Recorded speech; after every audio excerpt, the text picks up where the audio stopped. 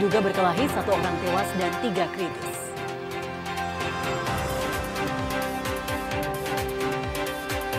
Sepeda remblong lansia hilang di Sungai Berantas.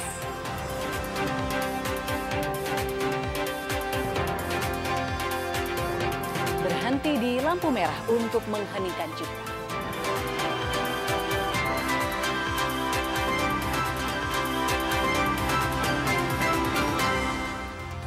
Halo saudara, apa kabar Anda hari ini? Kompas Jatim kembali hadir ke hadapan Anda.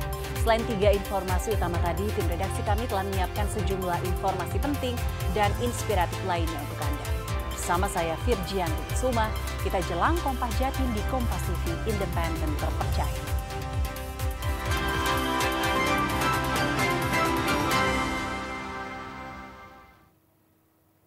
Sorotan pertama kami buka dengan berita dari Pamekasan. Diduga terlibat perkelahian, seorang pemuda warga di Pamekasan, Jawa Timur tewas di sebuah akses jalan raya. Tidak hanya itu, 3 orang lainnya alami luka-luka dan kritis.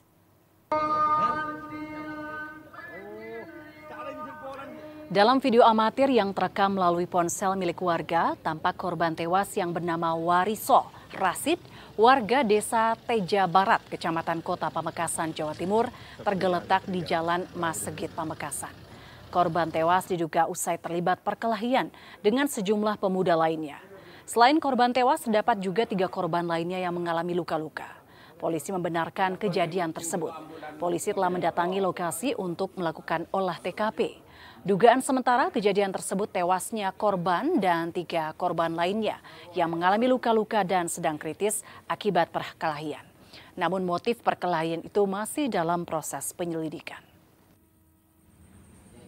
Untuk sementara motif ya dari unit reskrim Polres Pamekasan dan juga dari Polsek Kota masih melaksanakan kegiatan penyelidikan lebih lanjut. Apabila nanti ada informasi kami akan sampaikan kepada rekan-rekan. Untuk pelaku apa sudah diamankan? Untuk sementara pelaku masih dalam penyelidikan dari unit reskrim Polres Pamekasan dan juga berkolaborasi dengan Polsek Kota. Untuk sementara korban ada berapa dan? Untuk korban sementara ada 4, ya 2 orang yang dirawat di RSUD Semak yang luka-luka dan juga 1 yang dia juga ada di kamar jenazah di RSUD Semak juga dan 1 di Larasati. Informasi selanjutnya, jenazah Reno Syahputra Dewo, korban aksi demonstrasi pada Agustus lalu dimakamkan pada Minggu siang lalu. Pemakaman jenazah diiringi isak tangis keluarga. Setelah teridentifikasi oleh Pusdokes Polri dan diserahkan ke pihak keluarga, jenazah Reno Syahputra Dewo akhirnya dimakamkan di Pemakaman Umum Putat Gede, Surabaya. Hampir 2 bulan dinyatakan hilang, jenazah Reno ditemukan di salah satu gedung di wilayah Kuitang, Jakarta Pusat dengan kondisi tinggal kerangka. Keluarga korban mengaku berterima kasih pada polisi yang berhasil menemukan dan mengidentifikasi Reno.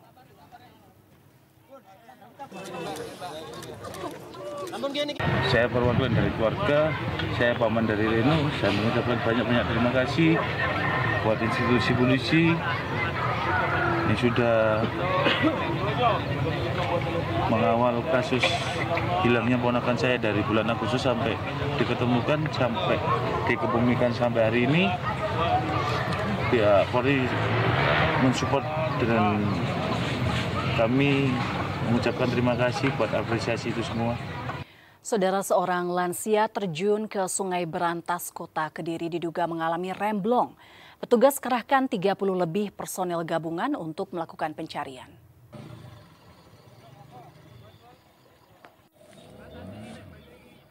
Petugas gabungan ini mulai melakukan pencarian seorang lansia yang hanyut di Sungai Berantas, Kabupaten Kediri.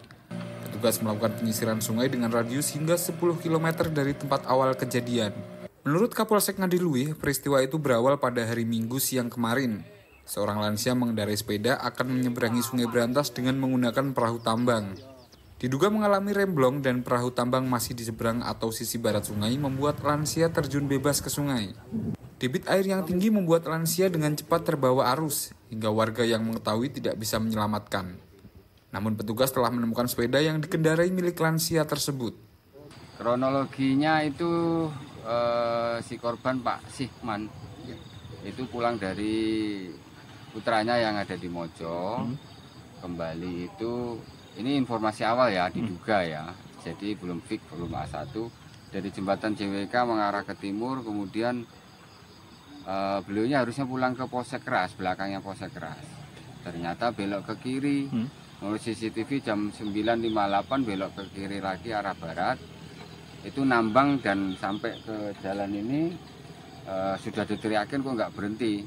Mungkin ada kendala di pengereman sepeda ontelnya, sehingga beliaunya si korban itu terus terjungkir di tepian ini sungai.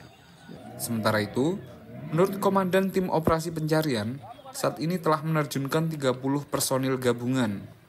Saat ini petugas melakukan metode penyisiran Sungai Brantas dari sisi kanan dan kiri dengan menggunakan 2 perahu karet. Untuk hari ini memasuki hari kedua, kita menurunkan 2 perahu karet dari Basarnas, kemudian dari BPBD Kabupaten Kediri dengan teknis penyisiran di sisi sebelah kanan dan sisi sebelah kiri sungai. Sementara itu, petugas mengaku debit air yang tinggi dan aliran sungai deras membuat kendala dalam proses pencarian pada hari kedua ini. Hal ini membuat kondisi Sungai Brantas saat ini keruh. Tim Liputan, Kompas TV Kediri, Jawa Timur. Polisi membekuk pelaku pencurian burung peliharaan di Kabupaten Madiun yang telah meresahkan warga. Tersangka melakukan aksi bersama anaknya yang masih berusia di bawah umur. Warga Kabupaten Madiun, Jawa Timur diresahkan dengan aksi pencurian burung peliharaan. Pada akhir Oktober dan awal November 2025, aksi pencurian burung oleh 2 orang laki-laki bahkan viral di media sosial. Berdasarkan laporan warga, Satuan Reserse Kriminal Polres Madiun akhirnya menangkap 2 orang yakni SYN 58 tahun dan anaknya BWB yang masih berusia di bawah umur. Keduanya mengaku telah mencuri burung peliharaan milik warga di sejumlah tempat, di antaranya di Desa Jatisari, Kecamatan Geger, dan Desa Jetis, Kecamatan Dagangan. Tersangka melakukan aksi pada malam dan dini hari menyasar secara acak. Terakhir kali, tersangka melakukan pencurian burung jenis jalak dan dijual seharga ratusan ribu rupiah. Di hadapan polisi, tersangka SYN mengaku berperan menunggu di atas kendaraan setelah mendapat sasaran. Sedangkan BWB anaknya berperan mencuri burung beserta sangkarnya. Terus modusnya gimana? Dengan sama siapa? Sama anak. Sama anak? Terus modusnya gimana? Ya, jalan. Jalan naik apa? Motor. Naik motor, terus? Ya, burung diambil. Yang ada burungnya apa? Sangkarnya juga? Ada sangkarnya. Ada burungnya, ada sangkarnya? Iya. Burungnya jenis apa aja, Dan? Jenis apa aja burungnya? Jalan. Jalan? Terus apa lagi? Apa lagi? Soko ontok. Terus apa lagi? Apa lagi? Ya. Itu dijual kemana? Di tempat teman. Tempat teman? Ini sangat merasakan yang ada di wilayah kita di Madiun sekitarnya. Karena untuk pelaku ini pernah ditangani oleh Polres Magetan terkait dengan kasus pencurian burung juga. Jadi banyak sekali TKP yang ada di wilayah Madiun, Magetan, dan sekitarnya. Kemudian viral di medsos dan alhamdulillah dapat kami amankan juga. Sementara untuk proses anaknya masih di bawah umur, sementara ada ditangani sama PPA. Tersangka SYN kini telah ditahan di Polres Madiun, sedangkan BWB anaknya diberi sanksi wajib lapor karena masih berusia di bawah umur. Tim Liputan, Kompas TV Madiun, Jawa Timur. Sebuah rumah di Jember ambruk ke sungai dan 9 rumah lain terisolasi dampak longsor tergerus air. Seorang nenek penghuni salah satu rumah terdampak longsor dapat diselamatkan cucunya sehingga peristiwa ini tak ada korban. Longsornya bantaran sungai terjadi di lingkungan Kerajaan Kecamatan Kaliwates, Kabupaten Jember, Jawa Timur pada Minggu sore. Longsor terjadi karena curah hujan tinggi sejak sepekan terakhir. Rumah Nenek Sarina usia 80 tahun yang berada tepat di atas bantaran sungai ambruk. Seluruh bangunan dan perabotannya terbawa arus sungai. Beruntung Nenek Sarina dapat diselamatkan oleh cucunya dengan bantuan warga setempat. Ambruknya rumah diawali dengan terjadi retakan di sejumlah titik lantai dan dinding. Rumah itu retak. Pas anak-anak itu orang tua dibangunin tidur, terus ke kamar mandi, langsung tak tarik, langsung roboh rumah. Hujan waktu itu, Pak? Ya harus hujan masih jam 10 sebentar, Mak, yang siang itu. Longsor juga mengancam 3 rumah lainnya yang berada di atas bantaran sungai. Ketiga rumah itu kini mengalami retak pada dinding. Penghuni rumah diminta waspada dan segera mengungsi ke rumah saudara. Longsor juga memutus akses jalan hingga menyebabkan 9 rumah warga terisolir. Selain satu rumah yang juga jatuh beserta seluruh perlengkapannya, jalan akses yang dilalui oleh 9 kakak yang ada di sini akhirnya terputus. Kendaraan roda 2 tidak bisa lewat, yang bisa hanya jalan saja setapak. Pada Senin pagi, warga terdampak longsor bantaran sungai mengevakuasi perabotan ke tempat lebih aman. Warga berharap pemerintah segera melakukan normalisasi, membangun bantaran sungai, dan membangun akses jalan bagi warga. Hernawan Mustika, Kompas TV Jember, Jawa Timur. Saudara, aksi pencurian besi penutup selokan di Kota Malang marak terjadi dalam sepekan terakhir. Aksi pencurian tutup selokan ini juga terjadi di beberapa tempat. Dari rekaman CCTV yang beredar di media sosial, pelaku pencurian mengendarai sepeda motor saat menjalankan aksinya. Modusnya, pelaku berhenti di samping penutup selokan lalu mencongkelnya. Setelah memastikan kondisi aman, pelaku langsung membawa besi penutup dengan sepeda motor. Diduga pelaku yang sama beraksi di sejumlah tempat di Kota Malang. Salah satu lokasi pencurian di Jalan Warinoi, Kota Malang diduga pelaku sudah 2 kali beraksi. Maksum, salah satu warga mengaku baru mengetahui penutup selokan hilang pada pagi hari.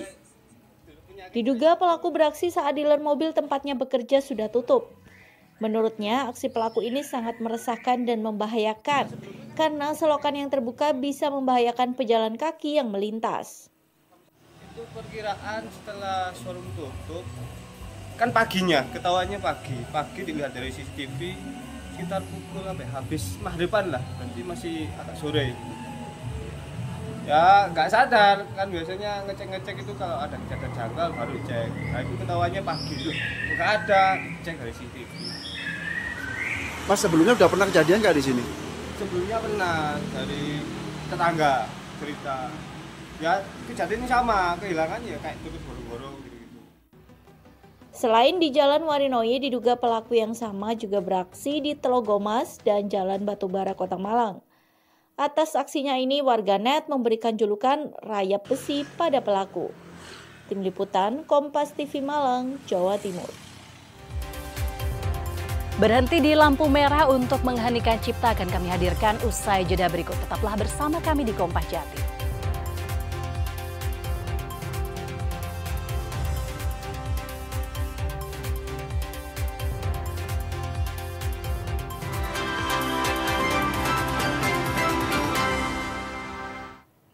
Saudara, pengguna jalan di Kota Madiun diberhentikan untuk mengheningkan cipta sejenak. Kegiatan ini berjalan sekitar 1 menit saat berlangsungnya upacara peringatan Hari Pahlawan 10 November. Sejumlah anggota polisi dari Satlantas Polres Madiun Kota, TNI, dan Dinas Perhubungan mengajak para pengguna jalan yang melintasi di Jalan Pahlawan, Kota Madiun, Jawa Timur untuk berhenti sejenak pada Senin pagi. Mereka dihentikan sementara sekitar 1 menit dan diajak mengheningkan cipta ketika berlangsung upacara peringatan Hari Pahlawan 10 November di halaman Balai Kota Madiun. Dengan khidmat, pengguna jalan menundukkan kepala serta merenung selama mengheningkan cipta berlangsung. Sebelumnya lagu kebangsaan Indonesia Raya juga dikumandangkan. Kegiatan ini untuk mengenang dan menghormati jasa para pahlawan yang gugur dalam memperjuangkan kemerdekaan Indonesia. Selain itu juga untuk menumbuhkan rasa nasionalisme, patriotisme, dan cinta terhadap tanah air. Selamat tetap berjuang karena memperingati Hari Pahlawan, Hari Kemerdekaan. Gitu. Kalau maknanya apa sih Pak dari pahlawan? Bagi warga seperti apa sih Pak? Sebagai warga melihatnya? Ya apa itu? Ya tetap sangat bersemangat mengenang Hari Pahlawan karena dengan jasa dan perjuangannya mempertahankan Indonesia gitu. Mempertahankan kemerdekaan. Setiap kita merah putih ke atas, kita menyanyikan Indonesia Raya. Semua harus berhormat. Artinya apa? Berhenti itu dia hormat, ngikuti aktivitas upacara ini. Maka kalau berhenti sebentar itu Indonesia Raya, bendera ya. Semua bangsa Indonesia tatkala itu harus semua kegiatan dan di situasi di tempat itu ya berhormat. Ini bentuk rasa nasionalisme. Ya, rasa nasionalisme tinggi. Jadi menghentikan sebentar, ikut mengheningkan cipta dan ikut kegiatan. Sementara di Balai Kota Madiun, upacara memperingati Hari Pahlawan diikuti seluruh jajaran baik dari TNI Polri, pemerintah kota, dan instansi lain termasuk lembaga pendidikan dan sejumlah veteran. Tim Liputan Kompas TV Madiun, Jawa Timur. Banyak cara peringati Hari Pahlawan yang jatuh pada 10 November. Salah satunya dengan menyaksikan aksi pertempuran heroik arek-arek Surabaya dalam Perang 10 November dalam film rekaman Bung Tomo, Gelora Perjuangan, dan film Suro Ing Baja yang diputar di Balai Pemuda Surabaya. Kehadirat Allah Subhanahu wa Ta'ala. Dalam rangka peringatan Hari Pahlawan digelar nonton bareng film Suro Ing Baja di Balai Pemuda Surabaya. Hal ini untuk membangkitkan semangat heroik dan cinta tanah air yang telah diteladankan arek-arek Surabaya yang terlibat dalam pertempuran 10 November. Dalam film ini diputar film rekaman pidato Bung Tomo menggelorakan semangat perjuangan. Selanjutnya menonton pemutaran film Suro Ing Baja yang melibatkan Eri Cahyadi sebagai pemeran Presiden Bung Karno. Acara ini menjadi momentum bagi pemuda Surabaya meneruskan semangat perjuangan pantang menyerah Bung Tomo dan Bung Karno yang merupakan asli arek Surabaya yang lahir di Surabaya. Pemuda Surabaya harus bisa bergerak mencontoh yang sudah dilakukan Soekarno. Insya Allah kalau pemuda Surabaya sudah bergerak seperti Soekarno, memiliki imajinasi seperti Soekarno, insya Allah pemuda Surabaya akan menjadi yang terbaik di Indonesia dan menjadi pemimpin-pemimpin di kota Surabaya yang luar biasa. Suatu kehormatan bagi saya untuk dapat hadir di kota Surabaya memperingati Hari Pahlawan. Di sini lahir begitu banyak tokoh-tokoh bangsa seperti Bung Karno yang dalam usia 16 tahun telah membangun kesadaran bahwa keterjajahan Indonesia itu harus dilawan dengan kepemimpinan intelektual, mempelajari sejarah dunia dan sejarah Nusantara. Universitas PGRI Adibuana Surabaya menggelar aksi sosial donor darah semarakan peringatan Hari Pahlawan. Menariknya peserta donor darah yang dibuka untuk umum ini datang berbaju bertema pahlawan dan busana adat guna meningkatkan sikap nasionalisme. Merdeka! Turut menyemarakan peringatan Hari Pahlawan 10 November, Sivitas Akademika Universitas PGRI Adibuana Surabaya menggelar aksi donor darah. Aksi sosial yang diikuti oleh mahasiswa, dosen, tenaga pendidik hingga masyarakat umum. Uniknya dokter yang melayani hingga peserta donor darah yang datang menggunakan ragam baju bertema pahlawan dan busana adat daerah Nusantara. Bahkan sebagian lainnya datang menggunakan arak-arakan kendaraan tua. Aksi donor darah yang berlangsung di Klinik Usada Buana Surabaya ini bekerja sama dengan PMI Kota Surabaya dibuka untuk umum tanpa batasan kuota.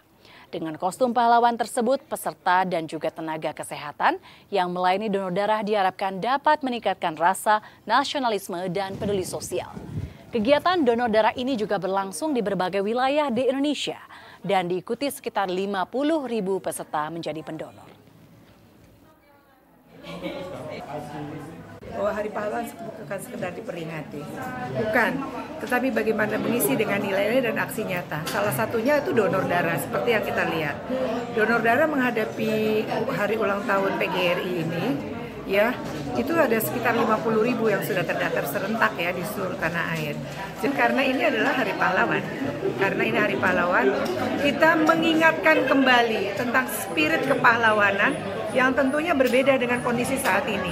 Ya, jadi beliau di belakang mengatakan sebagai refleksi kepahlawanan. Memperingati Hari Pahlawan, ya kita harus ikut juga mendonorkan darah kita untuk menyelamatkan sesama.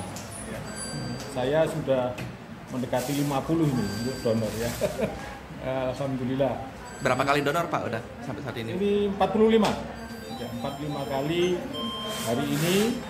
Insya Allah dengan donor kita akan sehat karena darah kita akan sirkulasi, ganti darah yang segar lagi. Saudara, jajaran Forkopimda Kota Kediri berziarah ke Taman Makam Pahlawan memperingati Hari Pahlawan Nasional. Ziarah ini dilakukan untuk menghormati dan mengingat perjuangan para pahlawan yang gugur merebut dan mempertahankan kemerdekaan NKRI.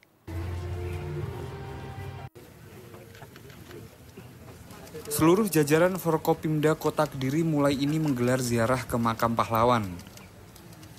Mereka melakukan tabur bunga dan doa bersama di kawasan Taman Makam Pahlawan. Ziarah ini dilakukan untuk menghormati para pahlawan yang gugur dalam memperjuangkan negara. Sehingga dengan begitu, para jajaran terus mengingat dan mencontoh perjuangan para pahlawan. Dalam kegiatan itu, Wali Kota Kediri juga berpesan, jika pahlawan dahulu berjuang untuk memperebutkan kemerdekaan, saat ini pejabat harus berjuang bersama untuk meningkatkan kesejahteraan masyarakat.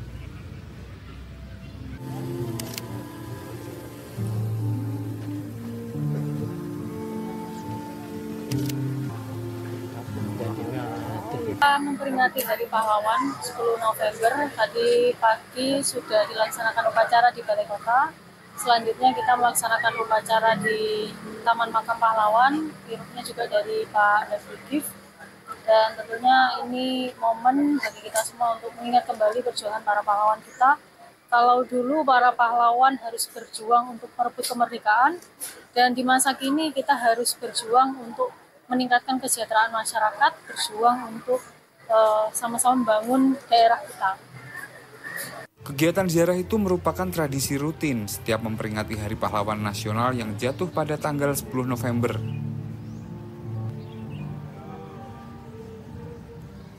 Sebelum melakukan ziarah, jajaran Forkopimda juga menggelar upacara bersama di halaman kantor Pemkot Kediri.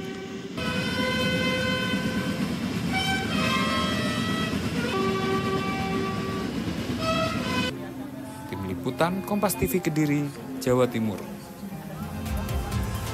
Bandara Doho di Kediri beroperasi kembali. Nantikan informasi selengkapnya usai jeda berikut ini. Tetaplah bersama kami di Kompas Jatim.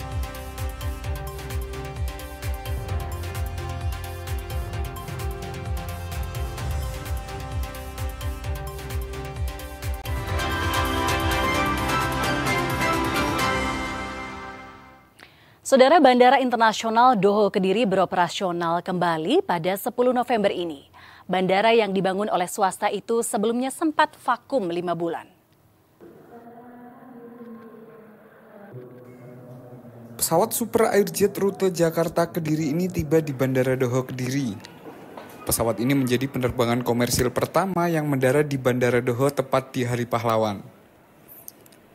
Bandara Internasional Doho Kediri sempat vakum 5 bulan akibat pesawat milik maskapai sedang dilakukan perbaikan. Namun pada 10 November ini, bandara yang dibangun sepenuhnya oleh pihak swasta itu resmi beroperasional kembali. Untuk kali ini, sementara rute yang tersedia di Bandara Doho adalah Jakarta Kediri dan sebaliknya. Penerbangan tersedia 3 kali dalam 1 minggu pada hari Senin, Rabu, dan Jumat. Beroperasionalnya kembali Bandara Doho disambut baik Wakil Gubernur Jawa Timur Emil Dardak. Menurut Emil, Keberadaan Bandara Doho cukup penting karena dapat mengurangi kepadatan yang ada di Bandara Juanda. Selain itu, juga mampu menghidupkan konektivitas antar daerah yang ada di lingkar Pegunungan Wilis. Sangat bersyukur karena saya ini kan juga dulu sama Mas Ipin kita sama-sama sangat berharap dan sangat membutuhkan bandara ini, dan kami mendapatkan aspirasi dari masyarakat baik di Trenggalek maupun kita ini punya teman ya di Blitar, ya di Tulungagung, ya di Kediri, ya semuanya mengharapkan. Dan saat itu kemudian disampaikan aspirasinya ke pemerintah pusat. Untuk itu kembali beroperasinya penerbangan ke bandara ini menjadi satu hal yang sangat kami syukuri dan mudah-mudahan akan berkelanjutan. Kami optimis insya Allah dengan dukungan semua pihak kita bisa wujudkan ini. Sementara itu, pengguna transportasi udara juga menyambut baik hidupnya kembali Bandara Doho. Adanya penerbangan di Kediri dinilai cukup penting dan mampu mempersingkat waktu perjalanan. Ya, kita juga udah pernah naik sebelumnya, terus kan sempat ada off gitu kan, nggak ada. Jadi kita kalau mau pulang ke Kediri susah. Ya hari ini ada dan kebetulan kita dari Kediri mau balik, cukup excited sih. Sementara itu, 8 kepala daerah di sekitar lingkar Pegunungan Wilis mendukung penuh kembali beroperasionalnya Bandara Doho. Bahkan, mereka menggratiskan tujuan wisata masing-masing dengan menunjukkan boarding pass penerbangan dengan tujuan Bandara Doho Kediri. Tim Liputan, Kompas TV Kediri, Jawa Timur. Saudara, sebagai wujud menjaga lingkungan, belasan siswa SMP menanam pohon di jalur pendakian Gunung Bokong di Kota Batu. Selain menanam pohon, siswa juga membersihkan sampah di sepanjang jalur pendakian yang mereka lalui. Lembaga Masyarakat Desa Hutan LMDH kawasan Gunung Bokong, Dusun Toyomerto, Pesanggeran, Kota Batu bersama belasan siswa SMP IT Insan Permata menggelar aksi tanam pohon. Tanam pohon digelar di sejumlah titik yang berada di jalur pendakian Gunung Bokong. Kegiatan tanam pohon ini juga sekaligus edukasi pentingnya keberadaan pohon untuk kelestarian alam dan penyeimbang kehidupan. Pohon kesek atau Dodonaya viscosa dipilih dalam aksi tanam pohon ini karena beberapa keunggulan yang dimiliki. Kita memilih ficus ini adalah nomor satu untuk memperkuat area biar tidak terjadi longsor. Yang kedua, memperkuat area tangkapan sumber mata air karena ficus ini adalah salah satu pohon yang sangat bagus untuk penangkapan sumber mata air. Kegiatan LMDH tanam pohon bersama pelajar ini disambut baik oleh perhutani. Perhutani berharap kegiatan serupa rutin dilakukan. Terlebih keterlibatan siswa diharapkan mampu menumbuhkan kecintaan mereka terhadap lingkungan dan alam sejak dini. Harapan kami kegiatan teman-teman ini bisa menjadi awal dari kepedulian mereka terhadap lingkungan juga. Kemudian kepedulian mereka terhadap sampah di lokasi wisata. Dan selanjutnya mungkin bisa jadi pionir bagi teman-teman mereka di SMP untuk lebih peduli terhadap lingkungan. Sementara bagi pelajar, aksi tanam pohon ini menjadi kegiatan yang menarik, meski baru pertama kali melakukan pendakian. Selain itu, para pelajar juga banyak belajar tentang pentingnya menjaga keberadaan hutan. Jadi di sini kami memiliki tujuan juga dengan membersihkan sampah yang ada di area Gunung Bokong ini tidak tanpa terkecuali mau sampah kita ataupun sampah orang lain. Serta kita juga menanam beberapa pohon untuk membuat untuk penghijauan di daerah Gunung Bokong ini. Total di jalur pendakian, para pelajar menanam 15 bibit pohon kesek yang merupakan tanaman endemik Gunung Bokong. Selain menanam pohon, mereka juga memungut sampah yang tercecer di jalur pendakian. Tim Liputan Kompas TV Batu, Jawa Timur. Ratusan hektar tanaman tembakau jenis kasturi di Jember rusak, daun keriting dan daun mengering. Pertumbuhan tanaman menjadi kerdil dan daun berlubang sehingga membuat petani gagal panen saat musim kemarau basah. Salah satunya tanaman tembakau jenis kasturi milik petani di Desa Bedadung, Kecamatan Pakusari, Jember, Jawa Timur yang mengalami kerusakan akibat musim kemarau basah. Kelembapan tanah tinggi membuat akar menjadi busuk dan terjadi pertumbuhan gulma, daun menjadi keriting, berlubang, dan mati. Antisipasi dengan pemberian obat-obatan cairan herbisida sudah dilakukan namun tidak maksimal karena terjadi curah hujan tinggi. Petani hanya bisa pasrah dan sebagian petani membiarkan tanaman tembakonya mati. Berhubung hujan tuh nggak berhenti-berhenti, ya akhirnya kayak gini Pak. Nah ini bintik-bintik merah gitu, jadinya terus tembakau itu mengerut gitu. Tidak mengembang Pak ya? Iya, nggak bisa lebar gitu, nggak bisa panjang gitu. Ini bisa mati berarti tanamannya? Ya kalau sudah kayak gini nih ya nggak bisa dianu lagi nih dah. Rusak Pak ya? Rusak ya, kalau di unduh ini ya tetap rugi nih Pak. Tetap rugi. Iya. Ini karena memang curah hujan tinggi Pak ya? Iya, hujan kemarau basah ya? Iya, kemarau basah itu ya. Data Asosiasi Petani Tembakau Kasturi Jember, di musim kemarau basah tahun ini tercatat kurang lebih sebanyak 250 hektar lahan tanaman tembakau rusak. Kalau yang rusak itu sekitar 250 hektar. Kondisinya seperti apa Pak? Ya bercak-bercak, terus kena bintik-bintik putih itu kan. Keriting juga ya? Ya, Itu kenapa kok sampai rusak Pak? Akibat dari cuaca hujan ini. Ada upaya penyelamatan bisa apa tidak Pak? Udah bisa sudah. Kalau sudah itu malah dibuang tunasnya itu tambah rusak. Itu ya. Merugi jadi ya. Produktivitas petani turun dan petani rugi hingga puluhan juta rupiah.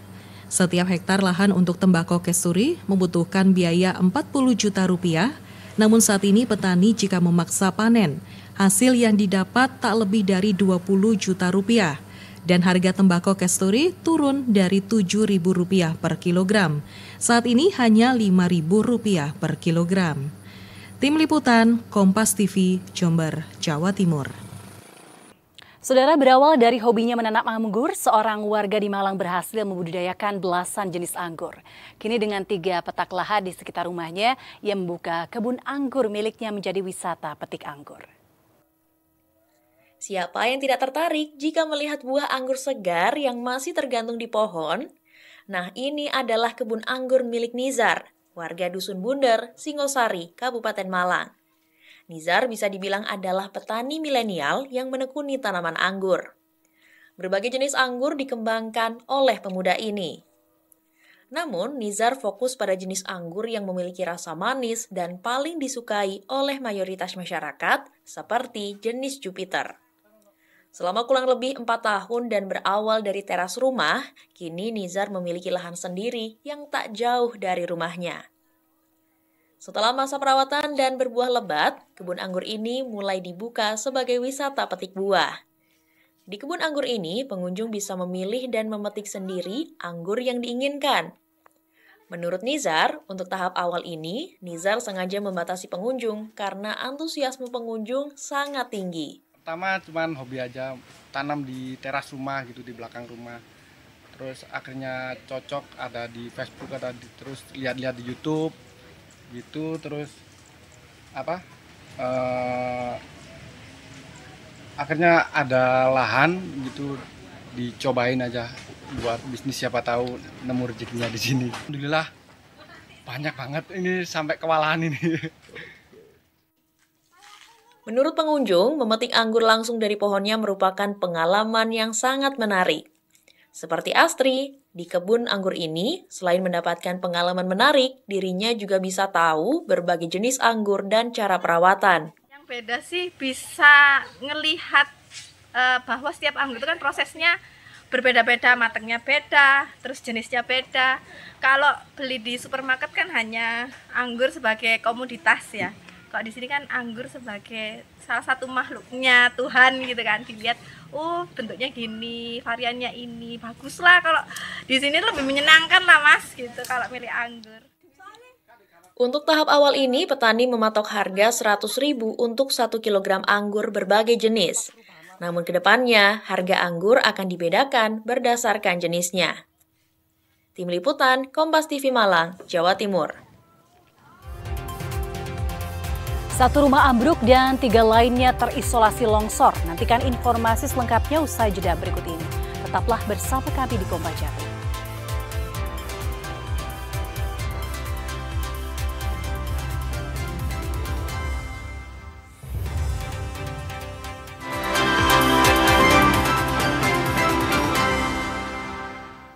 Saudara, seorang lansia terjun ke Sungai Brantas, Kota Kediri, diduga mengalami remblong.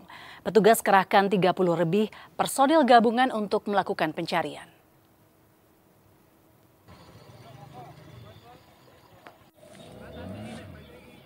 Petugas gabungan ini mulai melakukan pencarian seorang lansia yang hanyut di Sungai Brantas, Kabupaten Kediri. Petugas melakukan penyisiran sungai dengan radius hingga 10 km dari tempat awal kejadian. Menurut Kapolsek Ngadiluih, peristiwa itu berawal pada hari Minggu siang kemarin. Seorang lansia mengendarai sepeda akan menyeberangi Sungai Brantas dengan menggunakan perahu tambang. Diduga mengalami remblong dan perahu tambang masih di seberang atau sisi barat sungai membuat lansia terjun bebas ke sungai. Debit air yang tinggi membuat lansia dengan cepat terbawa arus, hingga warga yang mengetahui tidak bisa menyelamatkan. Namun petugas telah menemukan sepeda yang dikendarai milik lansia tersebut. Kronologinya itu si korban Pak Sihman itu pulang dari putranya yang ada di Mojo, kembali itu, ini informasi awal ya, diduga ya, jadi belum fix, belum A1, dari jembatan JWK mengarah ke timur, kemudian beliaunya harusnya pulang ke Polsek Keras, belakangnya Polsek Keras, ternyata belok ke kiri, menurut CCTV jam 9.58 belok ke kiri lagi arah barat, itu nambang dan sampai ke jalan ini sudah diteriakin kok nggak berhenti, mungkin ada kendala di pengereman sepeda ontelnya sehingga beliaunya si korban itu terus terjungkir di tepian ini sungai.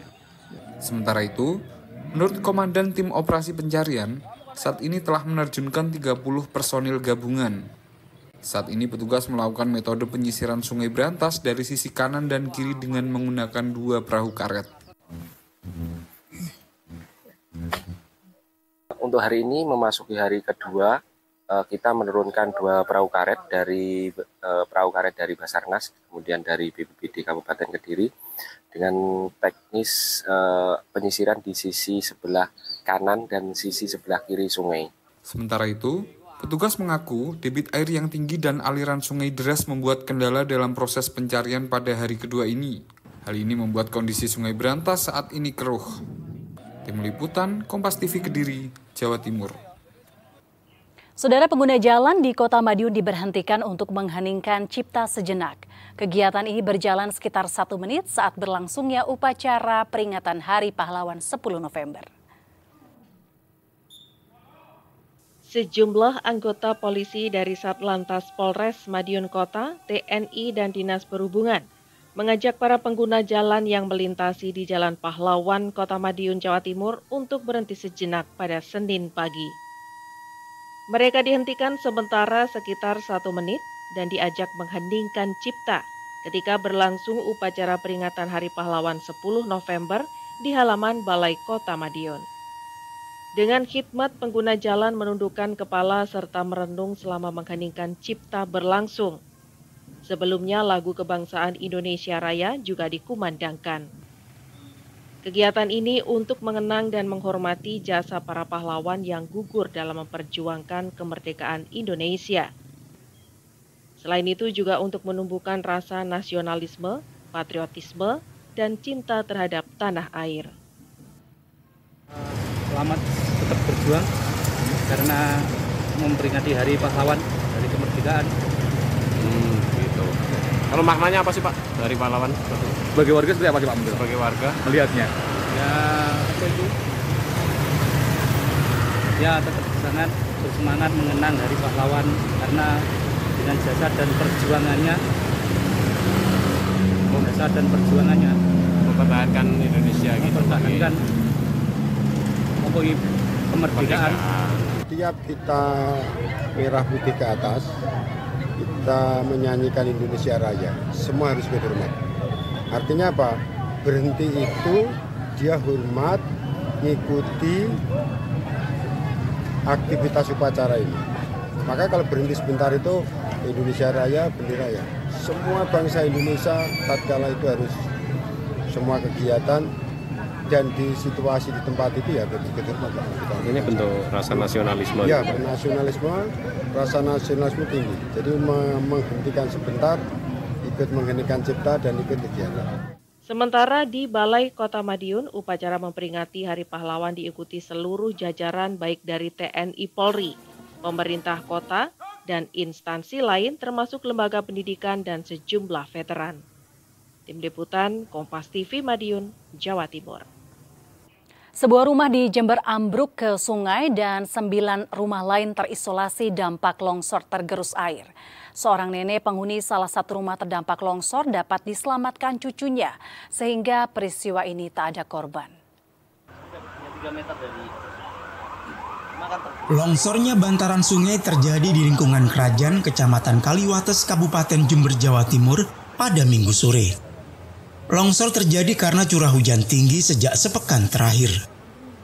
Rumah Nenek Sarina usia 80 tahun yang berada tepat di atas bantaran sungai ambruk. Seluruh bangunan dan perabotannya terbawa arus sungai. Beruntung Nenek Sarina dapat diselamatkan oleh cucunya dengan bantuan warga setempat. Ambruknya rumah diawali dengan terjadi retakan di sejumlah titik lantai dan dinding. Rumah itu retak. Pas anak-anak itu orang tua dibangunin tidur, terus ke kamar mandi, langsung tak tarik, langsung roboh rumah. Hujan waktu itu, Pak? Ya harus hujan masih jam 10 sebentar, Mak, yang siang itu. Longsor juga mengancam 3 rumah lainnya yang berada di atas bantaran sungai. Ketiga rumah itu kini mengalami retak pada dinding. Penghuni rumah diminta waspada dan segera mengungsi ke rumah saudara. Longsor juga memutus akses jalan hingga menyebabkan 9 rumah warga terisolir. Selain satu rumah yang juga jatuh beserta seluruh perlengkapannya, jalan akses yang dilalui oleh 9 kakak yang ada di sini akhirnya terputus. Kendaraan roda 2 tidak bisa lewat, yang bisa hanya jalan saja setapak. Pada Senin pagi, warga terdampak longsor bantaran sungai mengevakuasi perabotan ke tempat lebih aman. Warga berharap pemerintah segera melakukan normalisasi, membangun bantaran sungai, dan membangun akses jalan bagi warga. Hernawan Mustika, Kompas TV Jember, Jawa Timur. Saudara, Bandara Internasional Doho Kediri beroperasional kembali pada 10 November ini. Bandara yang dibangun oleh swasta itu sebelumnya sempat vakum 5 bulan. Pesawat Super Airjet rute Jakarta Kediri ini tiba di Bandara Doho Kediri. Pesawat ini menjadi penerbangan komersil pertama yang mendarat di Bandara Doho tepat di Hari Pahlawan.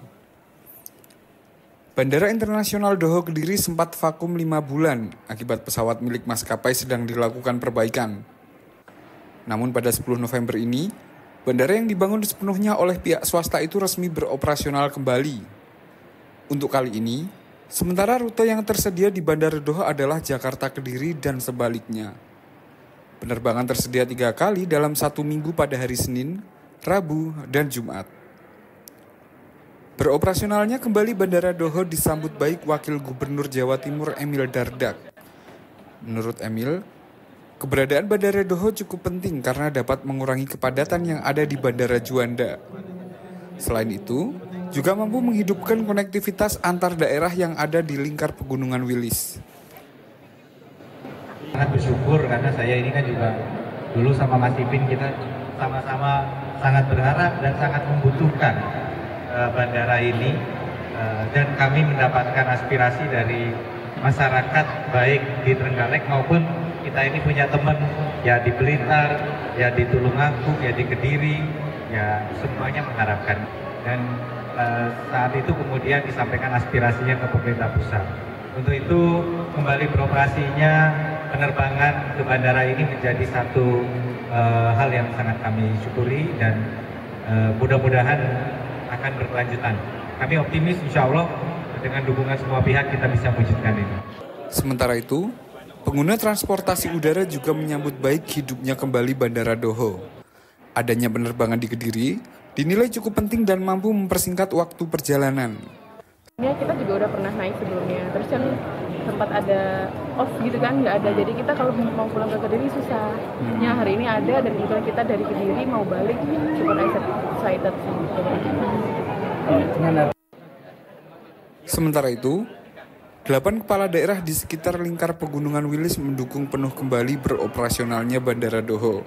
Bahkan, mereka menggratiskan tujuan wisata masing-masing dengan menunjukkan boarding pass penerbangan dengan tujuan Bandara Doho Kediri. Tim Liputan, Kompas TV Kediri, Jawa Timur. Inovasi obat penurun gula darah dari bawang merah akan kami hadirkan usai jeda berikut. Tetaplah bersama kami di Kompas Jati.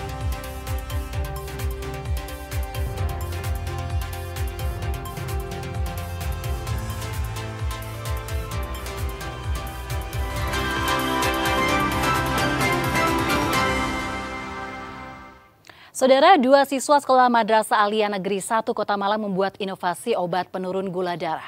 Meski masih dalam proses awal, namun dari uji coba yang dilakukan, obat ini cukup efektif menurunkan kadar gula dalam darah. Dan informasi ini sekaligus menutup jumpa kita di Kompas Jatim hari ini. Jangan lupa saudara untuk menyaksikan live streaming kami di kompas.tv dan channel YouTube Kompas TV Jawa Timur. Kompas TV independen terpercaya. Saya Virgianti Kusuma, sampai jumpa. Naura Mardiatua dan Amira Safa adalah 2 siswi kelas 11 MAN 1 Kota Malang yang melakukan penelitian dan mengembangkan inovasi obat penurun gula darah. Selama kurang lebih 4 bulan, keduanya berinovasi mengembangkan bawang merah dan kayu manis sebagai bahan utama obat. Dalam prosesnya, bawang merah yang sudah dikupas dikeringkan dan digiling hingga menjadi serbuk. Setelah melalui proses pengekstrakan, bawang merah dan kayu manis dicampur dan disaring hingga mendapatkan sirup yang siap diuji cobakan. Menurut keduanya, kandungan flavonoid pada bawang merah cukup tinggi dan hal tersebut cukup efektif dalam menurunkan kadar gula. Dalam tahap awal, hasil obat sirup karya 2 siswi ini sudah diuji coba pada tikus dan berhasil menurunkan kadar gula. Itu bikin obat diabetes dari ekstrak bawang merah sama kayu manis. Karena bawang merah itu kalau dibandingin sama bawang lain, itu presentasi flavonoidnya tuh lebih tinggi dari bawang-bawang yang lain. Flavonoid itu apa? Flavonoid itu kandungan kimia buat nurunin kadar diabetes pada gula darah. Meski masih cukup jauh hingga obat ini bisa dikonsumsi oleh manusia, namun dari langkah awal ini mereka berharap inovasi ini bisa memberikan manfaat bagi masyarakat, khususnya penderita diabetes. Tim Liputan Kompas TV Malang, Jawa Timur.